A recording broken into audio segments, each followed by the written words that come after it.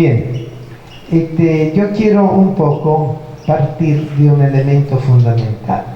Ustedes saben que el Papa ha convocado al sínodo sobre la sinodalidad. Parece un juego de palabras, una redundancia, que es un sínodo y que es la sinodalidad. El sínodo dentro de la Iglesia es todo encuentro que se ha realizado a lo largo del tiempo de la historia de la Iglesia entre obispos, ¿verdad?, que se reúnen por alguna temática o por alguna realidad propia de la Iglesia. Ha habido el sínodo de la familia, el sínodo de la juventud, el sínodo de Amazonía, para la cuestión ecológica, etcétera, etcétera, etcétera, ¿verdad? Entonces, esos son sínodos presididos por el Papa, de manera tal que el sínodo busca de estar prolongando el trabajo del magisterio del Papa que corresponde, y al mismo tiempo en sintonía con la época. ¿Qué época estamos viviendo nosotros? Estamos viviendo la época del post-concilio, ¿verdad? Después del Concilio Vaticano II, que fue el último concilio que ha habido en la Iglesia, donde participaron más de 5.000 personas, entre cardenales, obispos, sacerdotes, religiosos, laicos, invitados especiales, inclusive hermanos de la Iglesia ortodoxa, protestante, creo que también del mundo judío, ¿verdad? De manera tal que se pudiera reflexionar nuevamente sobre el misterio de la Iglesia en los tiempos actuales. Culminó en el año 1961, ¿verdad?, y fue abierto por Juan XXIII y cerrado por Pablo VI. Y Juan XXIII tuvo una gran intuición, habló del aggiornamento de la Iglesia. En italiano giorno quiere decir al día, entonces un ponerse al día de la Iglesia, no en sus contenidos, porque obviamente la revelación se mantiene, el Evangelio se mantiene, la tradición de la Iglesia se mantiene, la enseñanza de la Iglesia se mantiene, sino que a partir de lo que siempre ha sido, y es cómo nosotros podemos descubrir nuevos métodos, nuevas formas que respondan a las exigencias del mundo actual. Recordemos que el Concilio Vaticano II acontece después de la Primera Guerra Mundial, que culminó en el 1918, y la Segunda Guerra Mundial, que culminó en el año 45-46. Es decir, nosotros somos hijos de la Segunda Guerra Mundial, nietos, ¿verdad? Mi papá participó en la Segunda Guerra y mis dos abuelos participaron en la guerra. No creo que de aquí de Venezuela en esa época no participó, ¿verdad?, pero se vio involucrada indirectamente, sobre todo por el bendito petróleo, en la Segunda Guerra Mundial, porque el famoso Hitler, no sé si han oído nombrarlo, tenía el plan maquiavélico de traer bombarderos atómicos sumergibles frente a la costa venezolana, porque ellos estaban buscando de crear la bomba atómica, pero gracias a Dios los americanos se adelantaron, y eso era el plan para bombardear Venezuela y quitarle así el petróleo que utilizaban los aliados, es decir, Europa y Estados Unidos, ¿verdad? Sí, no hubiese ido muy bien, pero bueno, gracias a Dios no pasó, ¿verdad? Pero de todas maneras aquí han llegado miles y miles de migrantes después de la Primera Guerra y después de la Segunda Guerra Mundial. Entonces, en ese sentido, la sociedad y la cultura venezolana se han beneficiado, pero también se ha visto afectada por esa realidad de migración. Después de todo ese gran... nosotros ahora nos encontramos en una circunstancia al revés. Es la migración forzada desde Venezuela hacia afuera, por razones sociales, políticas, por razones económicas y familiares, ¿verdad? No entremos en detalle. Entonces el Papa ha proclamado el sínodo sobre la sinodalidad, justamente para actualizar la Iglesia en 3 líneas principales, así como se lo puse aquí, ¿verdad? Comunión, participación y misión. está al comienzo de la hoja. Comunión, participación y misión. Como la iglesia tiene que aprender a estar más en comunión, más en participación y más en misión. Recordemos que la sinodalidad no solo tiene que ver con el mundo, la sociedad, sino también con respecto a la situación interna de la iglesia. ¿Cómo están los laicos participando? ¿Qué comunión hay entre los laicos, los sacerdotes, los religiosos? ¿Qué comunión hay, qué participación hay entre los distintos ministerios y las distintas actividades, movimientos pastorales, realidades parroquiales, grupos, asociaciones, congregaciones religiosas, diócesis, arquidiócesis? Es una realidad cambiante, ¿verdad? Esto aquí quiere decir que estamos llamados a renovar nuestro papel y descubrir qué es lo que la iglesia nos está pidiendo a todos, no solamente a unos, sino a todos, ¿verdad? Ser papa estableció aquí, yo le puse el link, pueden venir a leer todo lo que él dijo, pero estos tres elementos fundamentales son las tres líneas de acción del sínodo que fue proclamado ahorita el 17 de octubre. Comunión, participación y misión. Entonces yo he dividido la primera parte de la segunda parte. La primera, sobre todo, lo que son las dificultades para vivir en comunión, participación y misión. Y la segunda parte, cómo con María y como María, mujer de comunión, participación y misión, vivir este proceso de la sinodalidad, ¿verdad? Porque se me está pidiendo a todo el mundo trabajar.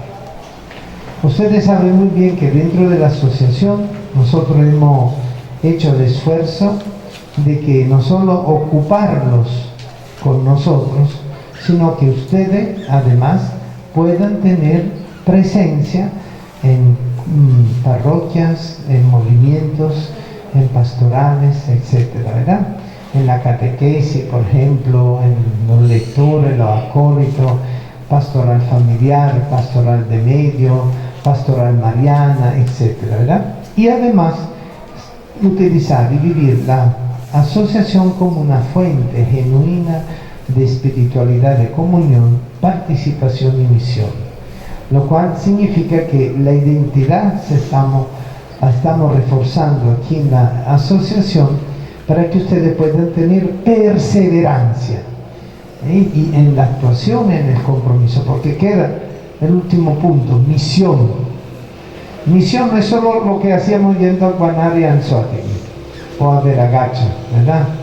Misión es distinto el criterio, o siempre ha sido distinto. La iglesia es misionera. La iglesia vive proyectada en el mundo, ¿verdad? La iglesia es el comienzo del reino de Dios. Cristo no vino solo a fundar la iglesia, vino a aperturar el reino de Dios en el mundo. La iglesia es el comienzo, la semilla de lo que es el reino de Dios. Lo que acontece en la iglesia tiene que repercutir en el mundo.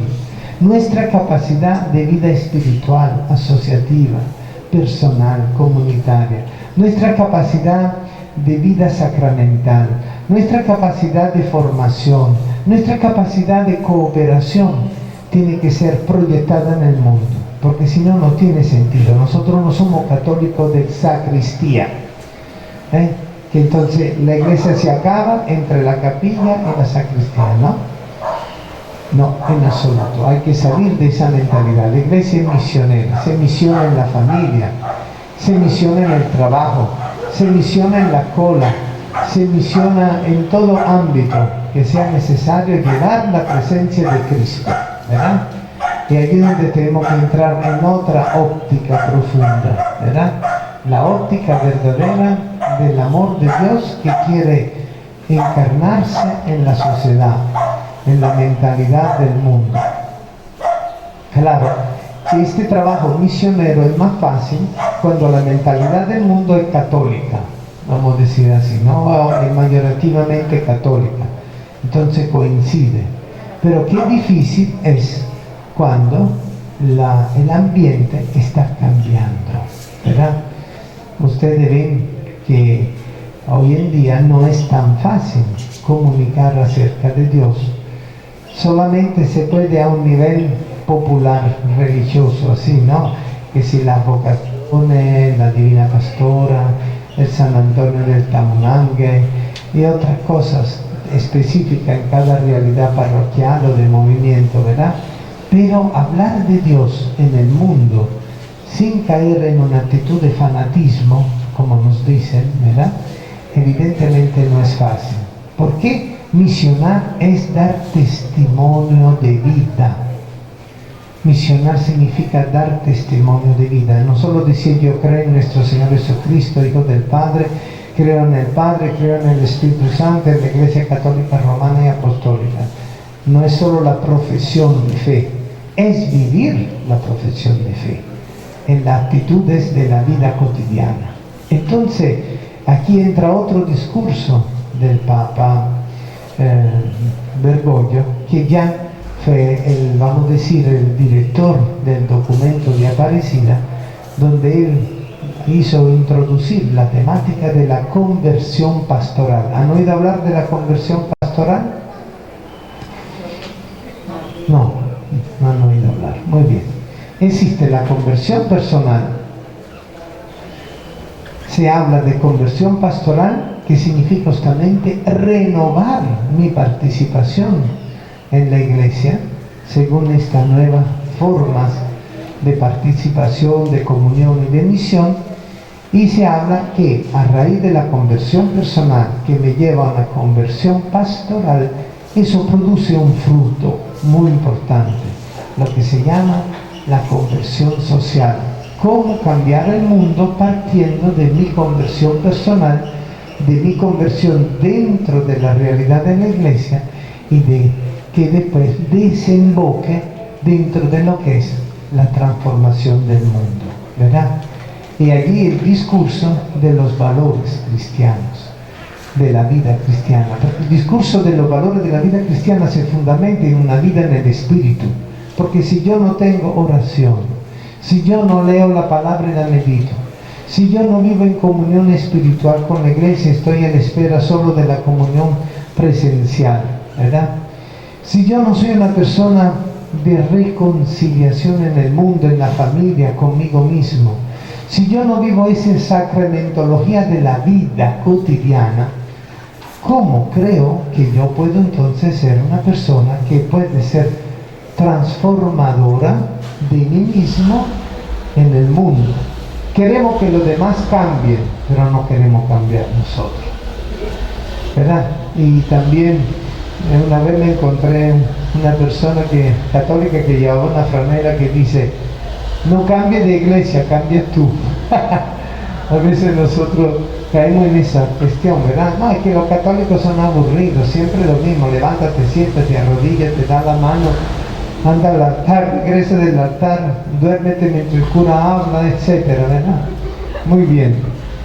Ah, no, tú vas con los hermanos separados y eso es aleluya, gloria, brinco, baile, canto, qué bonito.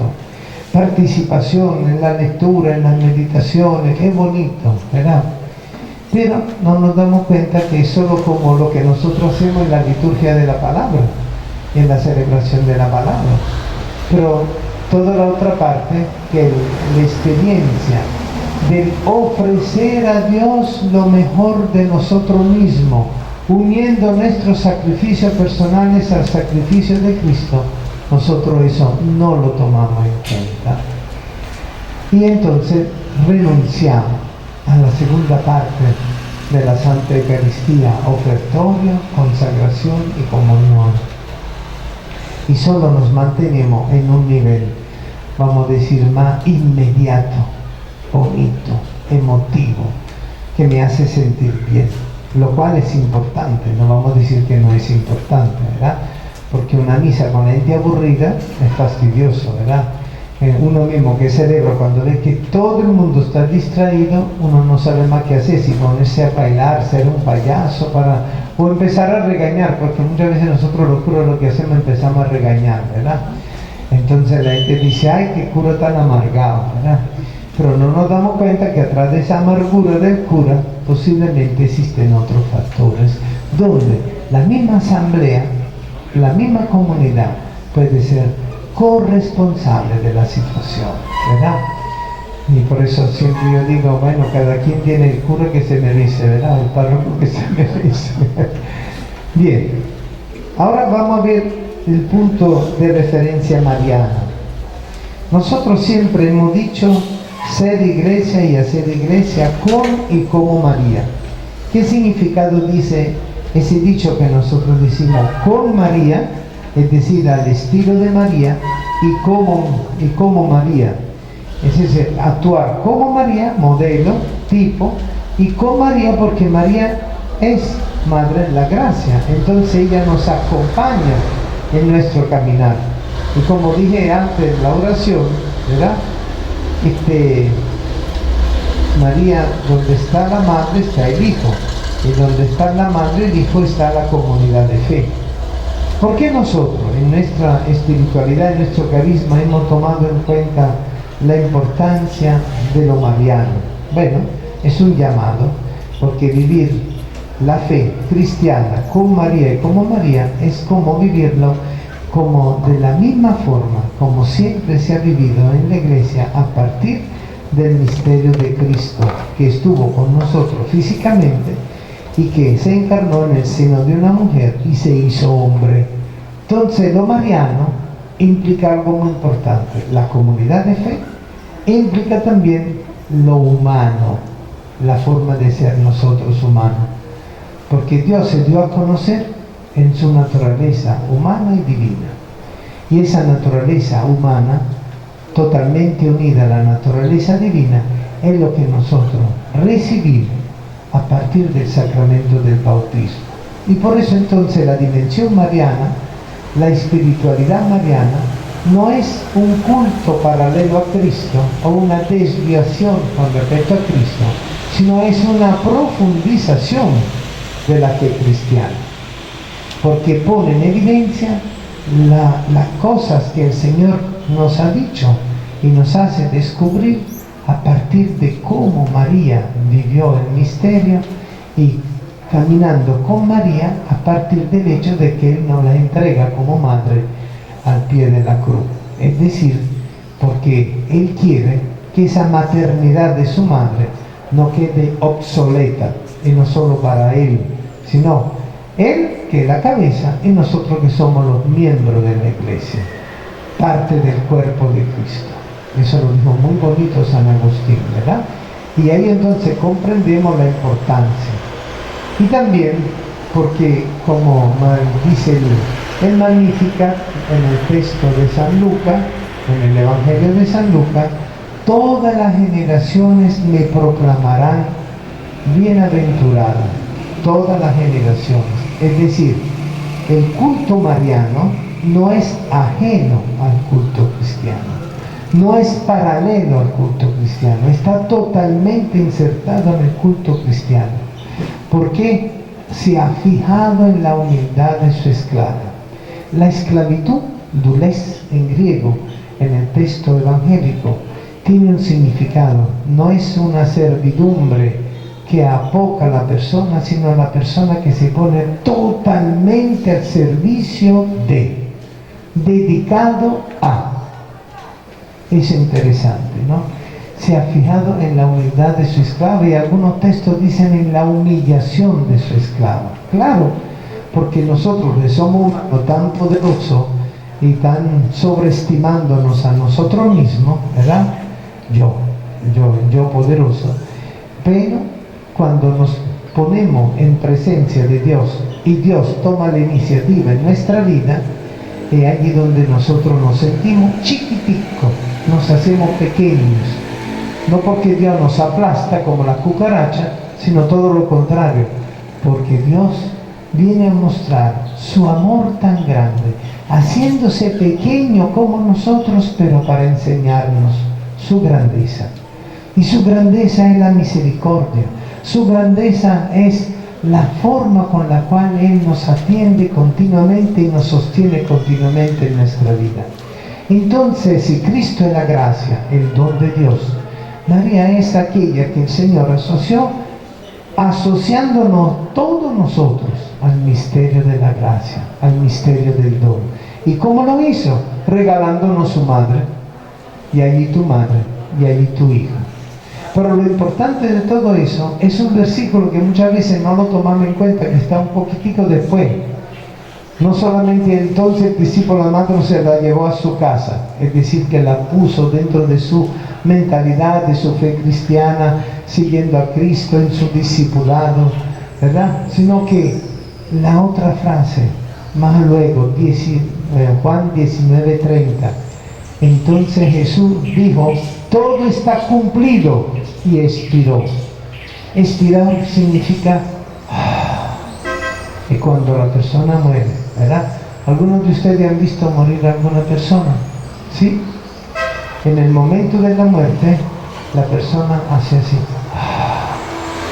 Exhala el espíritu, saca todo el poco de oxígeno que le quedaba. ¿Eso qué quiere decir? Que Jesús exhaló su espíritu, pero no en el aire nada más, sino allí donde estaban María, Juan y las mujeres. Exhaló su espíritu. ¿Y qué es lo que decimos nosotros en la iglesia? Que el espíritu procede del Padre y del Hijo. Es decir, que fue el envío en muerte del Espíritu de Cristo.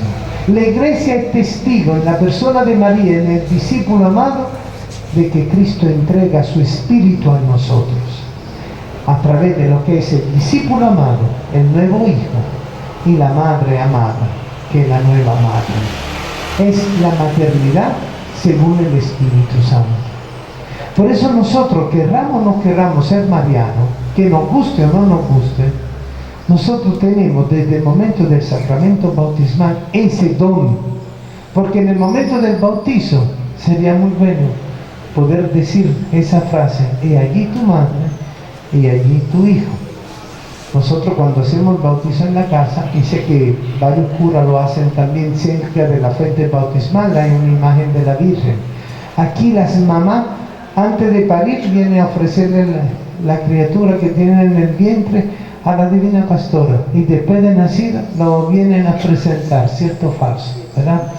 Ese es el significado, no es venir a hacer un acto de culto devocional, sino valorar y darle gracias a Dios por el don de la vida y por el don de la maternidad de la mamá física y del papá físico, pero también el don de la maternidad espiritual, porque Jesús nos ha regalado su madre, nuestra madre, ¿verdad?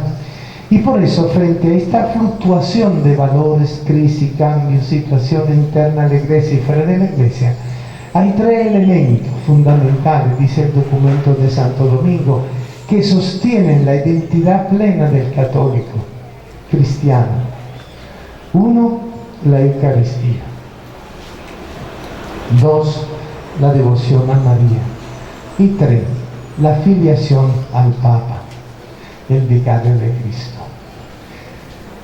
A veces la gente no se da cuenta de la estupidez que dicen o del error que cometen cuando hablan en contra del Papa. Bueno, el Papa es una persona humana, ¿verdad? Y puede cometer errores humanamente hablando, evidente, ¿no? A mí me encanta Francisco porque mete la pata todo el tiempo, pero me encanta y no lo esconde, por eso me encanta. No es tan formal para no equivocarse, ¿verdad? Es sencillote, es muy pana, ¿verdad? Es su característica de latinoamericano. Los latinoamericanos no somos muy refisnos, ¿verdad? Somos muy sencillos, ¿verdad? No digo groseros, sino sencillos, pues no le paramos mucho a las cosas, ¿verdad? Sí, lo hacemos por hasta donde sea necesario, pero nunca nos olvidamos que somos personas, ¿verdad? Y que el otro también es una persona, y eso es muy bonito, ¿verdad? Y Él no esconde la cosa, como debiéramos hacer nosotros, no esconder nuestros defectos, no para lucirnos de nuestros defectos, sino para aprender a compartir después esa conciencia donde yo me voy responsabilizando de mi propio defecto, porque voy viendo y dándome cuenta el efecto que tienen los demás. Entonces, si no me quedo encerrado en mi defecto, no me vuelvo muy autoestimado a mí mismo, ¿verdad? Bien, por eso la fe cristiana tiene en María un punto de referencia. María es persona, igual que Cristo es persona, pero Jesús es verdadero Dios y verdadero hombre, y María es verdaderamente persona humana, donde se realiza la comunión con el misterio divino por su propio Hijo. Pero en ella acontece algo maravilloso en su maternidad física. Se une la naturaleza humana a la naturaleza divina dentro de su seno. Y eso es increíble. Ninguna persona humana ha vivido esa experiencia. Todos nosotros vivimos la experiencia de comunión en el Espíritu.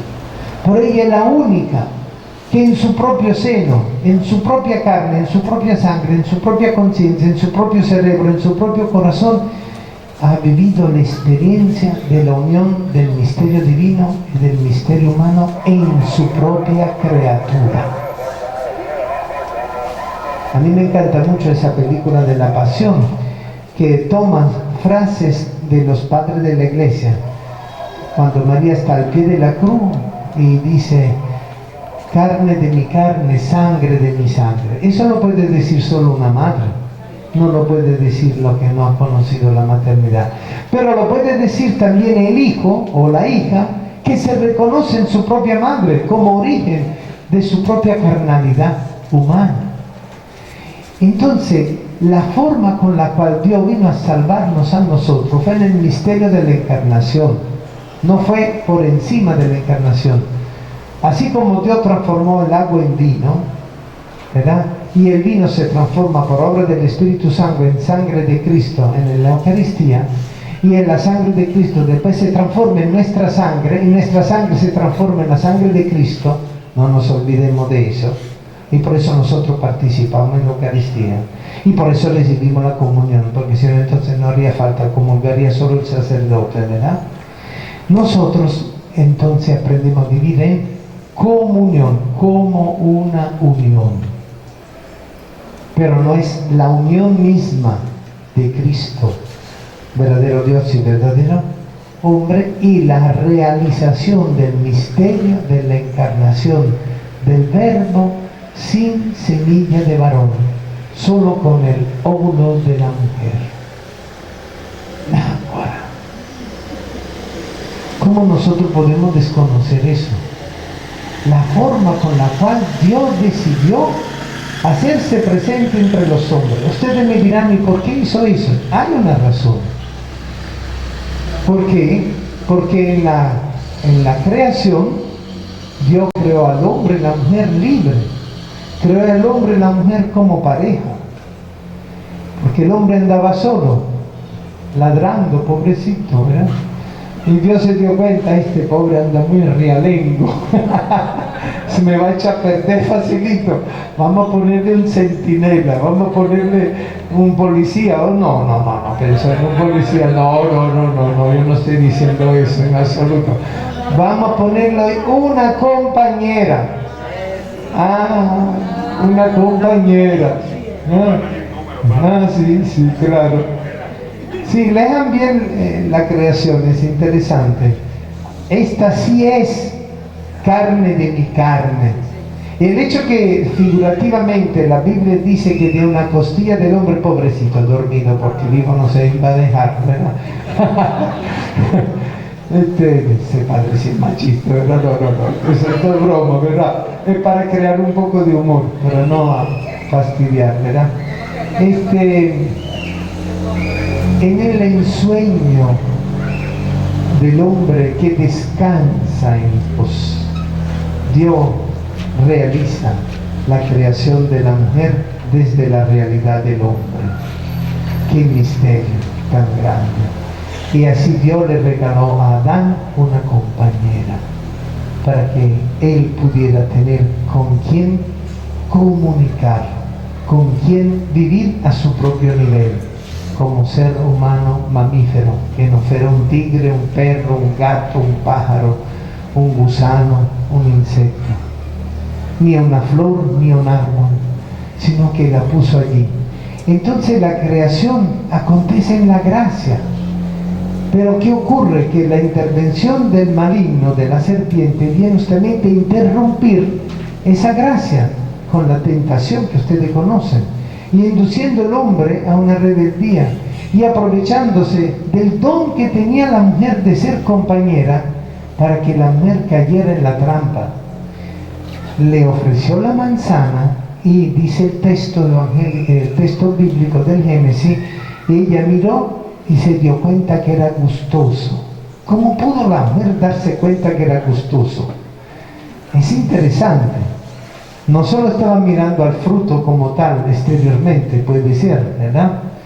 Bueno, decir que una manzana puede ser un mango. Si fuera un mango sería muy sabroso, ¿verdad? Más que la manzana. Pero bueno, pero fíjense qué interesante. Era gustoso a la vista, no solo al paladar, porque todavía no lo había probado. Es decir, que la mujer tiene una capacidad de la intuición de la creación. Y Dios le regaló eso a la mujer justamente para que ella acompañara con esa intuición de la creación que pasa por su propio cuerpo cuando procrea, a la capacidad del hombre de la fecundación, el don de ser creador, procreador, fecundando como el Padre. ¡Ah, qué misterio tan bonito! Y el demonio se metió allí, porque el demonio está en una oposición al misterio divino, a una usurpación del misterio divino. Y por eso entonces la mujer quedó, vamos a decir, mancillada, manchada. Y el hombre, que era su pareja y cómplice, prácticamente queda también. Entonces, así como entró el pecado por una mujer, dice San Agustín, entra la salvación por una mujer. Y por eso a María se le dice causa salutis, causa de la salvación. Porque sin la mujer que Dios había predestinado y escogido, el misterio de la encarnación no se iba a dar. Entonces, el demonio atacó ¿qué? La esponsabilidad, el matrimonio, la conyugalidad. Él vino a poner división en la conyugalidad. Porque desde el momento del pecado el hombre se pone por encima de la mujer y la aplasta, acusándola del pecado y no reconociendo su propia falta corresponsable. ¿Verdad? Entonces allí donde nosotros descubrimos el punto. Entonces Dios le regala al hombre la capacidad de darse cuenta del mal. La mujer quedó confundida, quedó seducida. Pero el hombre frente a cuando Dios le dice ¿qué hicieron? La serpiente, primero la mujer y después la serpiente.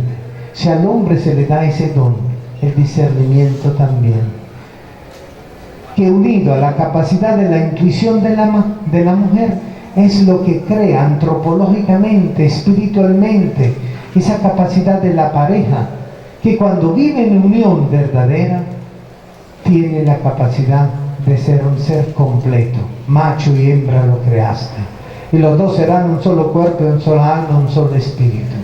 Ese es el misterio que vino a atacar, porque atacando eso, iba a atacar lo que Dios tenía previsto, el misterio de la encarnación. Entonces Dios le dio la vuelta a la tortilla. ¿Y qué es lo que hizo Papá Dios? Pero de la descendencia de una mujer vendrá aquel que te pisará la cabeza. Entonces Dios entrega la salvación a la maternidad. Ese es el misterio, para recuperar la conyugalidad, pero ya desde el misterio de la salvación. Pastoral familiar, ¿verdad? Espiritualidad de la familia, espiritualidad de la Sagrada Familia de María y de José.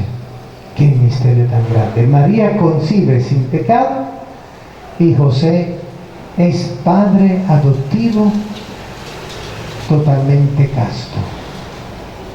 Por eso el uno y el otro son indispensables para la realización del misterio de la encarnación. Y por eso en los evangelios nosotros encontramos la anunciación a José y la anunciación a María. Y por eso comprendemos que los dos juntos vivieron ese misterio. Pero obviamente la figura de María sobrevive después a la figura de José, no porque lo elimina el Evangelio y se divorcian, no, tampoco, o lo abandonan, tampoco, sino se muere, aunque no lo menciona. Y obviamente eso a nosotros nos hace comprender que el valor de la maternidad física y espiritual de María, que es la forma con la cual Jesús ha creado y procreado a su iglesia. En el vientre de María, nueva iglesia. Todos nacemos del vientre de la iglesia, que es mariana y cristiana. Entonces, no todos dentro de la iglesia católica y dentro de las iglesias cristianas viven ese misterio.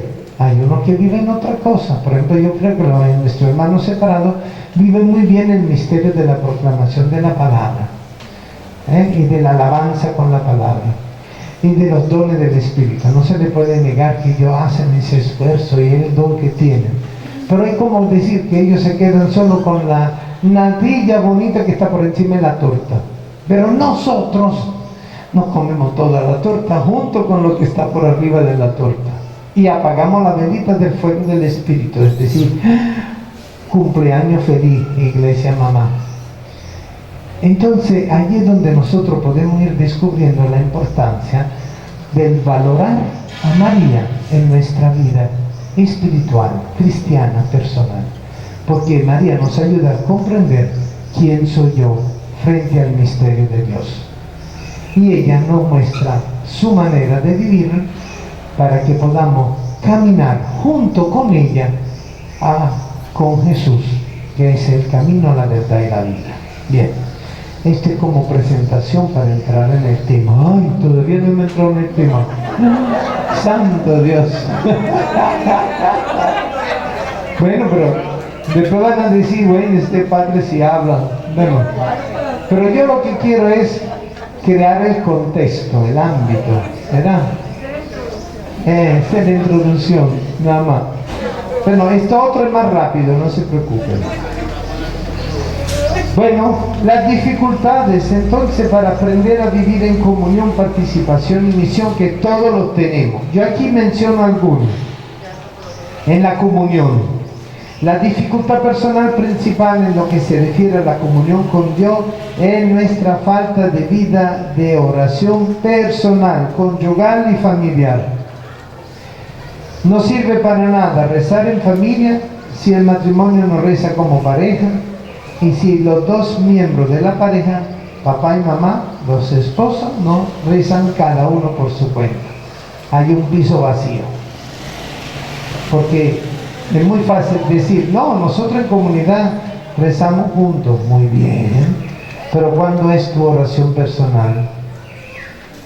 Porque esa oración en común, si no se apoya en una oración personal, pierde fuerza, es más vacilante, es más débil. Entonces yo identifico la mayor causa de dificultad en la comunión, la falta de oración personal, en el caso del matrimonio conyugal y en el caso de la familia familiar. Pero se tienen que dar los tres niveles, porque si no se logran los tres niveles es un problema. Yo he trabajado muchos años con pastoral familiar y sigo atendiendo parejas. Y le puedo decir que uno de los mayores defectos era, ustedes rezan juntos, no, y junto con sus hijos, no, y a nivel personal, un poquito, ¿verdad? Entonces, el rosario más o menos medio resuelve todo a veces cuando se hace, ¿verdad? Y no nos damos cuenta que el mayor problema de aprender a vivir en comunión con el Espíritu de Dios es la falta de oración personal, conyugal cuando hay pareja y familiar cuando está el núcleo familiar alrededor. Y en el caso de los religiosos, la comunidad. Y en el caso de la parroquia, ¿verdad? No sabemos participar del misterio divino y por tanto nuestra capacidad de interiorización es pobre, inconstante, aburrida, vacía y depende de cómo nos sintamos, si bien o mal.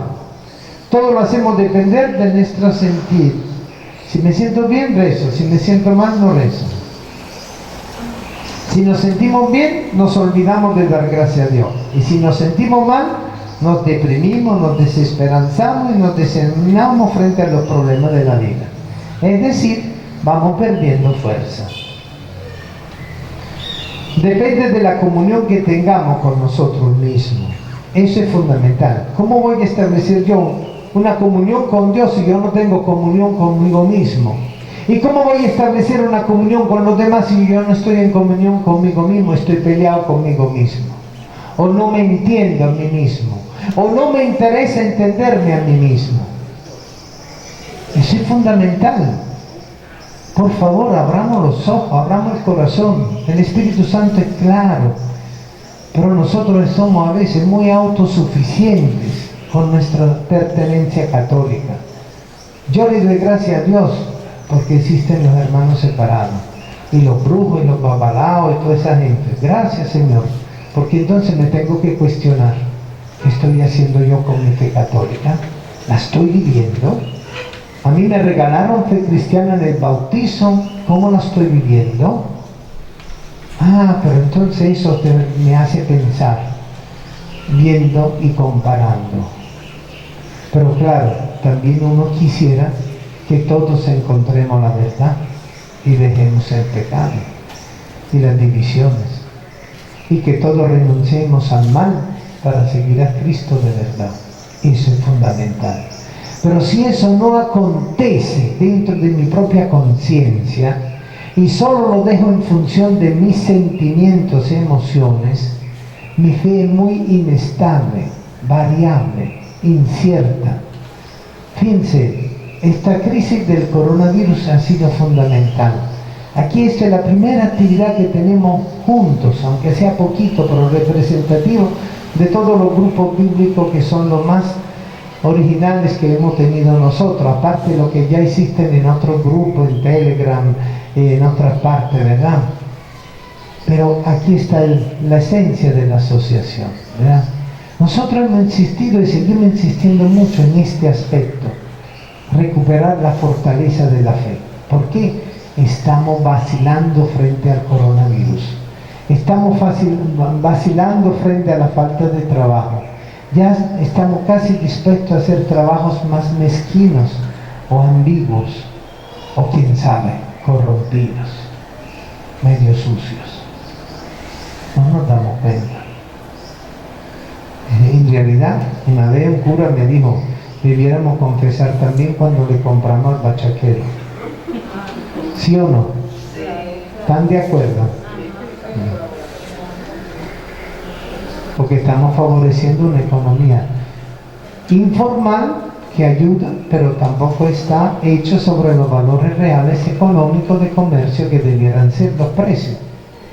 Y allí donde estamos nosotros avalando situaciones. Ustedes me dirán, ¿y usted no compra gasolina? Sí, sí, claro. ¿Usted no compra gasolina? Sí, sí, claro. Ese es el problema, ¿sí o no? ¿Cómo se va sintiendo nuestra conciencia al fin y al cabo? ¿Mejor me compro una bicicleta o ando a pie? No, tampoco es así, ¿verdad? Pero es difícil, porque cuando el pecado se transforma en estructura social y comercial, entonces es difícil mantener el testimonio de honradez, de moralidad. Es difícil. Pero ¿quién nos puede sostener en esa lucha espiritual? La comunión con Dios, que es fundamental, que me lleva a la comunión con mi propia conciencia, a menos que yo tenga apagada la luz de mi conciencia, y la comunión con los demás. La falta de vida interior afecta la vida exterior de la cotidianidad. Perdemos el sabor de Cristo y dejamos de ser sal para la tierra y luz para los demás. Como decimos popularmente, luz de porche, ¿verdad? A ver, ¿cuántos de nosotros es luz de porche? Así, francamente, levanten la mano. Sí, aquí no. Lo absuelvo a todos, no se preocupen. Luz de porche, ¿qué es luz de porche? En vez de vivir internamente, vivir solo para que los demás te vean. Solo para que los demás digan, ¡ay, qué bueno el Padre Antonio! Así viví con él, pues, dicen los muchachos, ¿verdad? ¡Ay, qué santidad! Ay, viví con él, pues, ¿verdad? Las dificultades de comunión en el matrimonio y en la familia son, fíjense ustedes, muy preciso de mi parte, los modelos educacionales familiares diferentes. A mí me criaron así y punto. Ve tú dónde te va a parar. Entre ella y él, modelos diferentes de modelos educacionales familiares. Incapacidad de escucha. En el matrimonio muchas veces se ve ese problema. No se escuchan. Se hablan, pero no se escuchan. De diálogo, es decir, sentarse de verdad. Vamos a hablar un poco de cómo te sientes tú, cómo me siento yo, etcétera. No tanto cómo te sientas en la silla, sino cómo te sientes tú por dentro, ¿verdad? De tolerancia. Falta de tolerancia. O es lo que yo digo, sino ve dónde te para. El machismo y etcétera. El materialismo. Mira, salió la moda de los tacones con doble punta.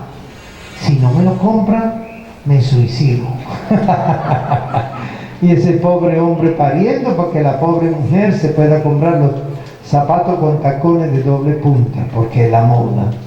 Concha, qué problema, ¿verdad? La flojera, no, ¿quién dijo? La flojera es causa de una dificultad de comunión en el matrimonio. Mira, por favor, puede hacer eso.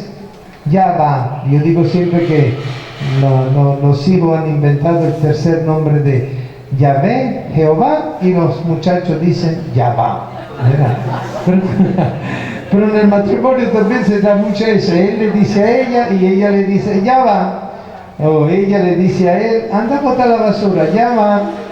Mire que se acabó la pasta, ya va.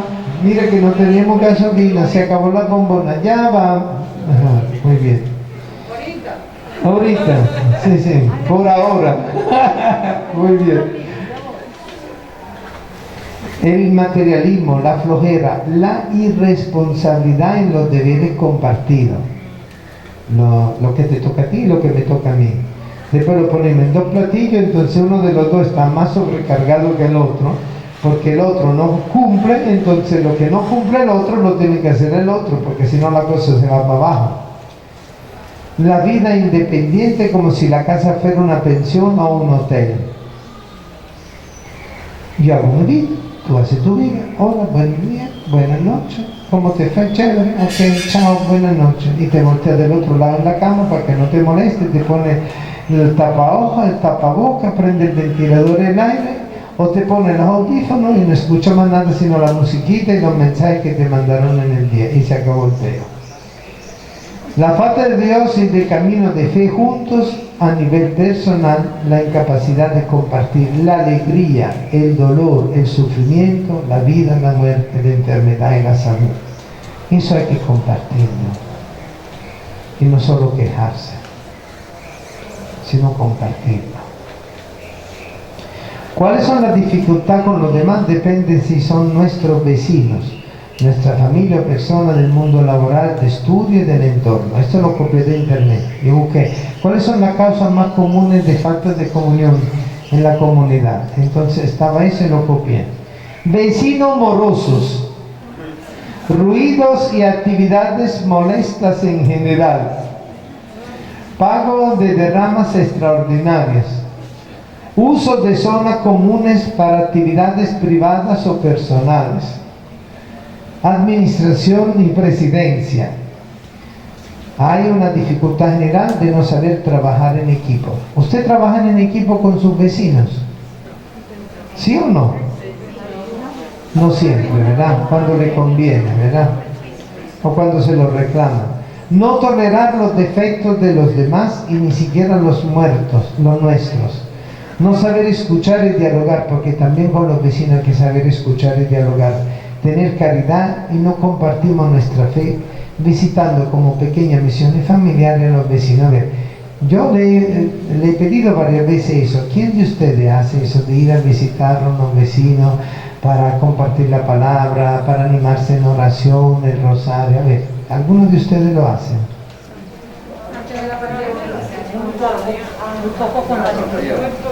Muy poco. ¿Y antes de la situación? Ah, Pero ahorita si el vecino ya se vacunó, ¿lo puede visitar? Deberíamos, ¿verdad? Ahorita la excusa es el COVID. Pero si tú te pones a 2 metros de distancia, metro y medio de distancia, y los dos usan el tapaboca y se ponen la broma así en el casco y los guantes y todo eso, ¿pueden hablar o conversar o no, visitarse? Fíjense. Esos son, en grosso modo, elementos que no facilitan la comunión. Ahora vamos a ver los elementos que dificultan la participación. La principal razón de tener dificultad en la participación es nuestro desinterés por lo común. No participamos porque no nos interesa lo común. Chico, pasaste ¿cuántas veces al lado de ese papel tirado en el piso y no lo recogiste? Ay, que a mí que me importa ese papel en el piso. Ese es tu problema. ¿Cierto o falso? Mira cómo está el polvo. ¿Ven? Eres una floja, no trabaja. No hay interés por lo común. Eso es uno de los problemas de la participación. Es una de las mayores dificultades, inclusive de lo personal. O no me interesa ni siquiera de mí mismo, que ando sucio, que ando maloliente, que no me lave la boca y tengo un mal aliento que espanta a todo el mundo, ¿verdad? No me importa. El egoísmo, el egocentrismo, el protagonismo, el sentido de autopromoción y competencias desleales para afirmarnos a nosotros mismos y olvidarnos de los demás. Esto dificulta la participación. 2. No sabemos participar de forma abierta, inclusive, es decir, incluyendo a los demás. Que incluya a los demás. Somos excluyentes y nos imponemos a los demás, apocando y desanimando la participación de los demás.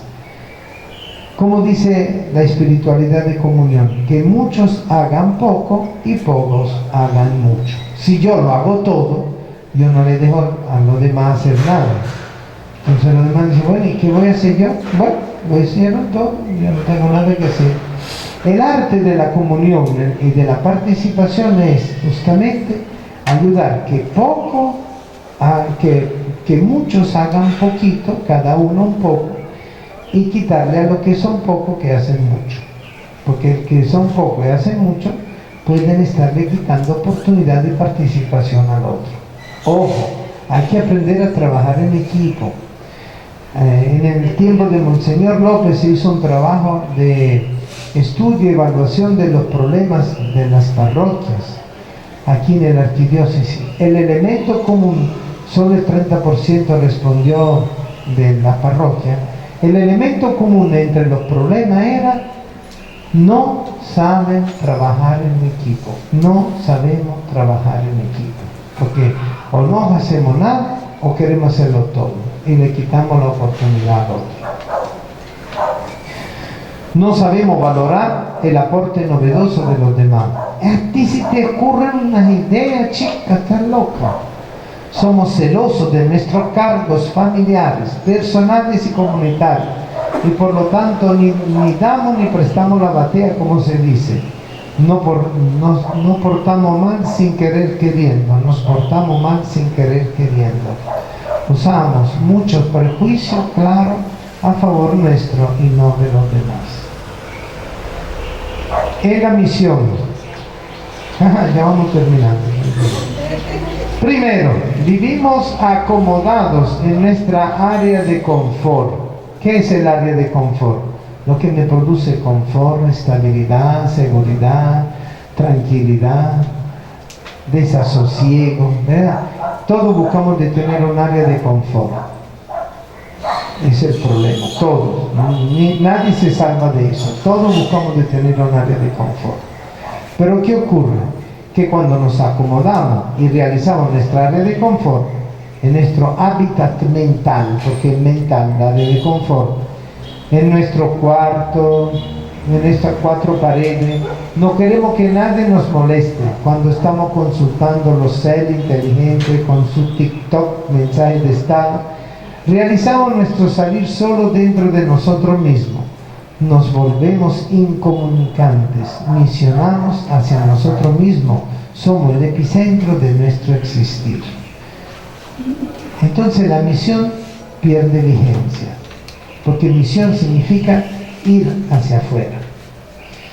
2. Nos preocupamos de no hacer actividades que los demás puedan clasificar de religioso, fanática. Nos da pena dar fe de que somos católicos o cristianos. Y descuidamos nuestra formación espiritual, doctrinal y de servicio. Nos conformamos con la misa dominical online a veces cuando podemos. Nunca o poco leemos la palabra de Dios, por lo cual nos justificamos a nosotros mismos diciendo que no debemos molestar la privacidad de otro, sobre todo en áreas religiosas que es tan delicada. No, yo respeto que mi vecino dijo que no quería creer en nada. Yo respeto que mi vecino tiene su mentalidad. Yo respeto que es evangélico. Yo respeto que un católico de eso así a la antigua. Y no me quiero meter con él. ¿No? Después entramos en discusiones para que no. Porque misión no es ir a discutir ni a confrontarse, sino a estar juntos en Cristo. Tercero, no queremos aprender cómo nuestra doctrina nos explica los problemas fuertes de la cultura actual. La cultura actual tiene problemas fuertes, ¿no? No sabemos dar explicativos de nuestra fe católica, de nuestra devoción mariana y eucarística, del Papa del cual hablan mal. Hasta anticristo le están diciendo al Papa. De los escándalos de locura con dificultad, de los problemas espinosos como el aborto, la eutanasia, la ideología de género, los derechos humanos, la cultura globalizante, individualista y consumista, entre otros. No queremos enfrentarnos en discutir cosas de ese género porque no hemos tenido la capacidad de formarnos o por lo menos leer o investigar qué es lo que dice la Iglesia Católica sobre estos problemas. ¿Qué respuesta yo puedo dar en esos problemas? ¿Y qué actitud yo puedo tener frente a personas que están viviendo en esos problemas? No es fácil, pero tampoco es imposible. Pero entonces no misionamos porque no queremos meternos en problemas con nadie. Porque cuando me hacen alguna pregunta, uno hace, no sé, puede ser. Perdón, a mí esto me produce un cordillo, me molesta, ¿no? En todos estos tres aspectos muchas veces no nos estamos alimentando en la fe, la esperanza y la caridad y caemos en un intimismo espiritual que nos satisface pero no nos deja caminar hacia una verdadera comunión, participación y misión, fruto del verdadero amor a Dios y al prójimo como a nosotros mismos. Y por lo tanto tenemos tendencia a criticar a los demás para justificarnos a nosotros mismos y nos paralizamos en una falsa actitud creyente. A veces preferimos y nos paralizamos en una falsa actitud creyente pero no abierta, gracias. Dinámica cambiante al sol del Espíritu. Este es el mayor problema que tenemos ahorita.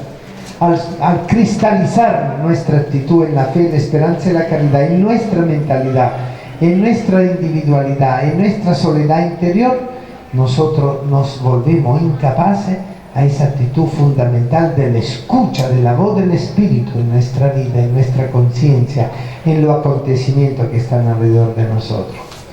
Y por eso, queridos hermanos, quiero que ustedes hagan esta reflexión. La preguntita es muy sencilla, para que la vayan pensando, ¿no? Revisando todo esto, ¿verdad? Lo que sí le pido es, lo que le llegó, eso van a reflexionar. ¿Cómo vivimos la comunión, la participación, la misión en este momento, en nuestra espiritualidad, carisma y en la asociación? Es decir, a nivel personal, a nivel familiar, conyugal, a nivel comunitario, a nivel asociativo.